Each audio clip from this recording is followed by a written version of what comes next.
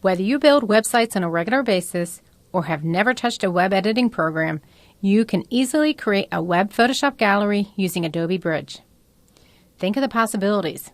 You can build an online portfolio in a matter of minutes or collect images from an event, corporate or personal, and get them online quickly. Now, I'm in Essentials. In order to create my web Photoshop gallery, I need to click on Output. This changes my workspace a little bit. I now have an output panel off to the right. Now, I could have also selected the Output button, and you'll notice that there is an Output to Web or PDF drop-down menu as well. But I did choose Output. I'm looking at this workspace saying, okay, my preview of my website is going to appear in the preview pane, and I probably need a little bit more space. Notice how I can collapse panel docking areas by simply double-clicking on the bar that's separating them from my preview panel. Now I've opened up a lot more space. What I'm going to do now is take my images and change them into a web gallery. Now I am selecting one of my images. I'm holding down my Shift key and selecting the last image. So I have selected all of my images. Notice I even included that text file that was created automatically when my photo merge feature was used. That's okay. Adobe Bridge will recognize that that's not an image and it won't do anything with it. Next, I have to choose a template. Most of these templates that are in the template drop-down menu are Flash templates.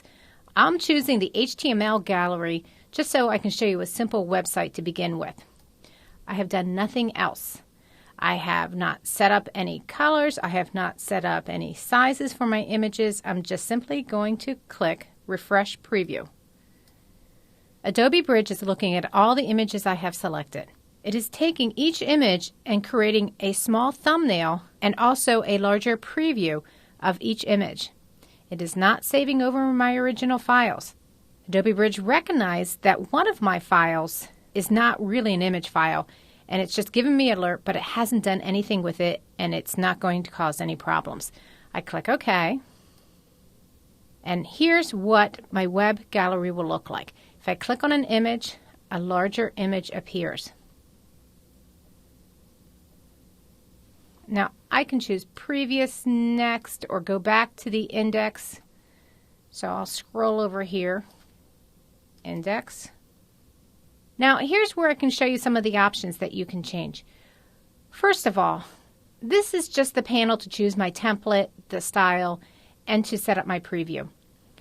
As I scroll down the bottom, there is some information about site info. Like, for instance, what do I want to call this? Do I want to call it Rock and Roll? Caption, and you'll see here's the title, here's the caption. You'll see additional information about this gallery. You can change all this information. You can put a contact name in here, email address, copyright information, and then you can also change the color of the text, the background. Now, scrolling down a little bit further,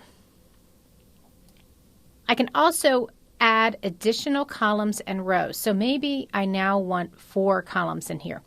The preview size, once the thumbnail is clicked on, let's just leave that small for right now. Now, as I scroll down further, I can also create a gallery name, and this is what the folder will be called that all this information is stored in when I complete this website. Now, I've made some changes. Instead of going through the process of running through this and saving it and updating it, I can simply click on Refresh Preview. Okay. And what I have is my new title. I didn't change anything else other than the fact that I want 4 columns. Now, here's the great thing about this. I am going to go ahead and set up a folder for this. I'm going to choose Browse. I am going to go to my desktop. And in my desktop, if you remember back in the Chapter 2 folder, we created a folder called Websites. I'm selecting that. Click OK.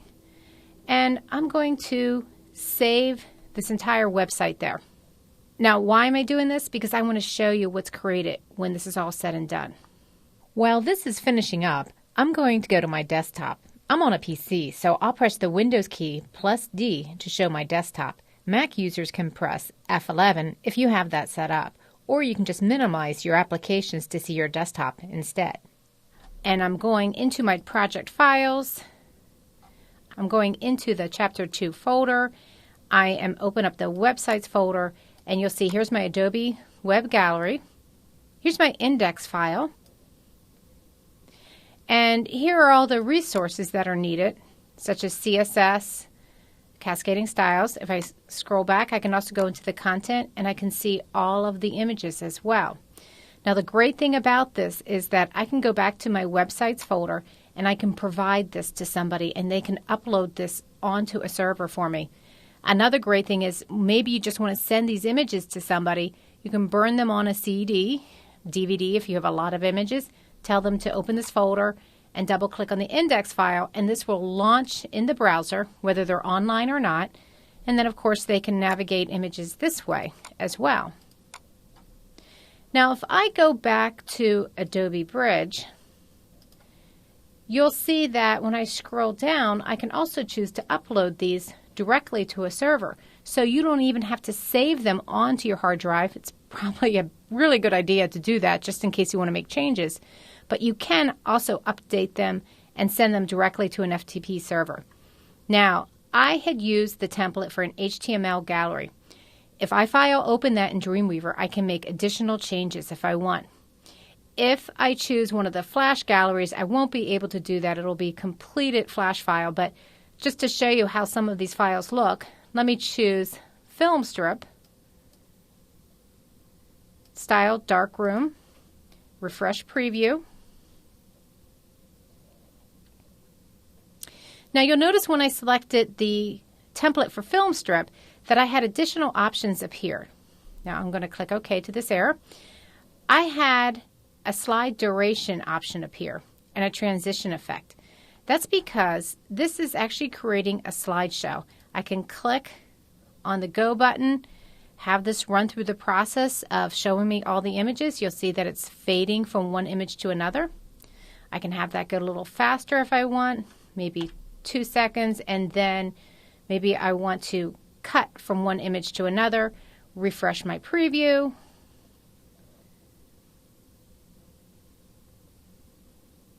So again, you're noticing that I can come in here and I can create a quick, easy slideshow using the web gallery feature in just a few minutes of time.